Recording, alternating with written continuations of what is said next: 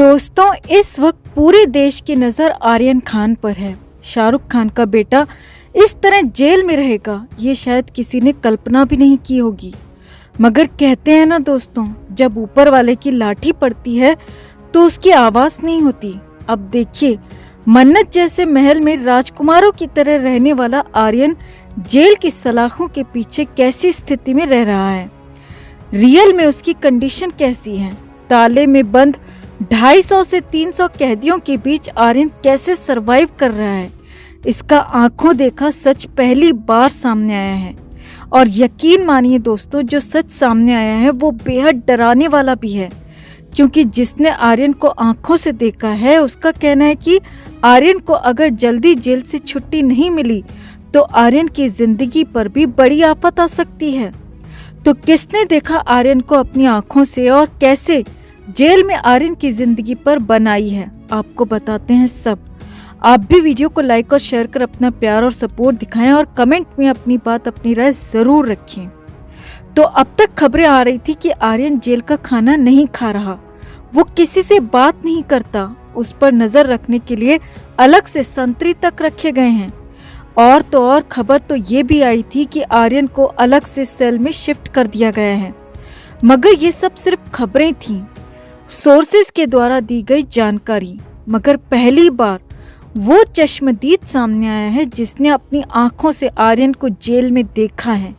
1-2 घंटे नहीं बल्कि पूरे 5 दिन उसने आर्यन के साथ उसी सेल में काटे हैं। जी हाँ, मुंबई के जिस आर्थर रोड जेल में आर्यन खान बंद हैं, जिस सेल में आर्यन को रखा गया है, उसी सेल का एक कैदी रिहा होकर बाहर आया है और उसी ने आर्यन की कंडीशन के बारे में बताया है।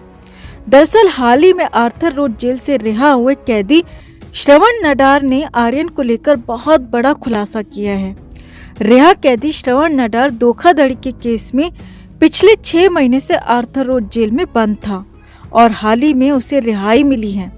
श्रवण उसी बैरक में था जहां पर आर्यन को रखा गया है। आर्यन के बैरक में खाना देने की ड्यूटी भी श्रवण की ही थी। अब श्रवण ने बताया कि आर्यन और उसके साथियों को हफ्ते भर क्वारंटाइन रखने के बाद नंबर 1 बैरक में लाया गया। यहाँ एक बैरक में 4 सेल होते हैं और एक सेल में 100 कैदी, यानी कि 4 सेल में 400 कैदी। सब एक दूसरे से सटकर सोते हैं, हिलने डुलने की भी जगह नहीं होती, सबको चिपक कर सोना पड़ता है।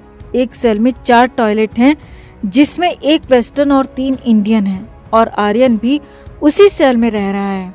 जगह बहुत छोटी है, या तो बैठ सकते हैं या फिर पैर सिकुड़कर सो सकते हैं, करवट भी लेना मुश्किल है।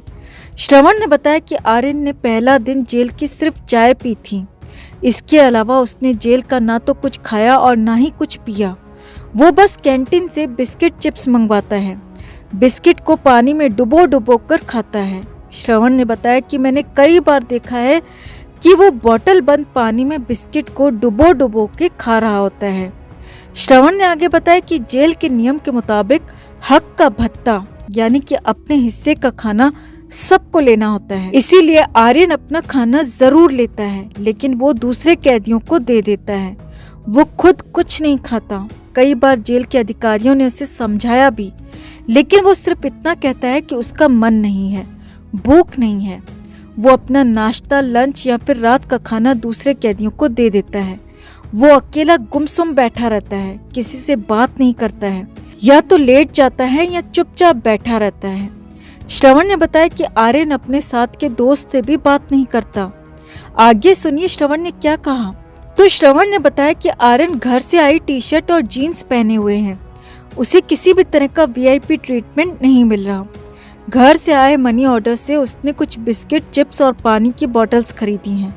श्रवण ने कहा कि जब सेल में मेरी रिहाई पक्की हो गई थी तो मैंने आर्यन से बात की और उसे बताया कि मैं बाहर जा रहा हूँ, तो उसने बस मुझे इतना कहा कि आपको बधाई, आप जा रहे हो बाहर, और उसकी आंखों से आंसू निकल गए।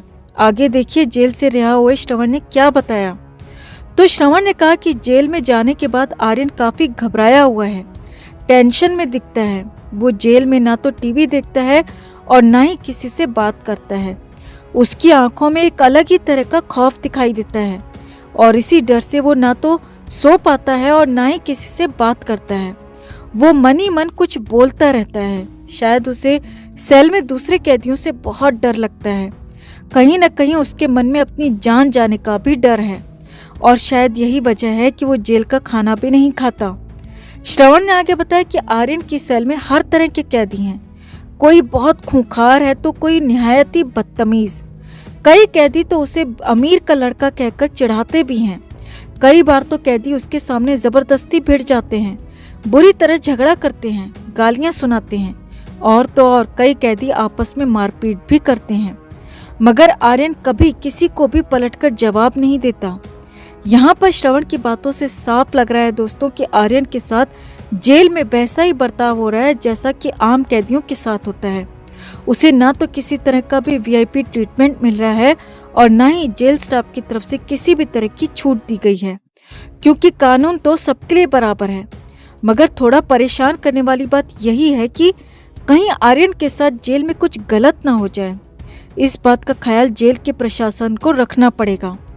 तो आर्यन की कंडीशन पर आपका क्या कहना है दोस्तों? आप भी कमेंट में अपनी बात, अपनी राय जरूर रखें और वीडियो को लाइक और शेयर कर अपना प्यार और सपोर्ट भी जरूर दिखाएं। दोस्तों, ड्रग्स केस में पकड़े गए आर्यन खान का मामला अब पॉलिटिकल रंग में आ गया है।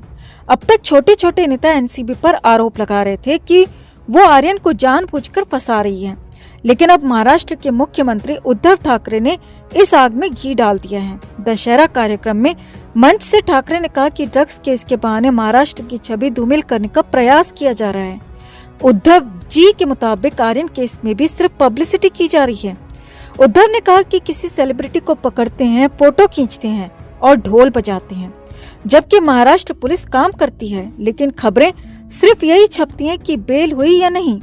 उद्धव ने यहाँ तक कह दिया दोस्तों कि एनसीबी सिर्फ चिमटी भर गांजा के पीछे पड़ी है और मुंबई पुलिस करोड़ों का ड्रग्स बरामद कर रही है।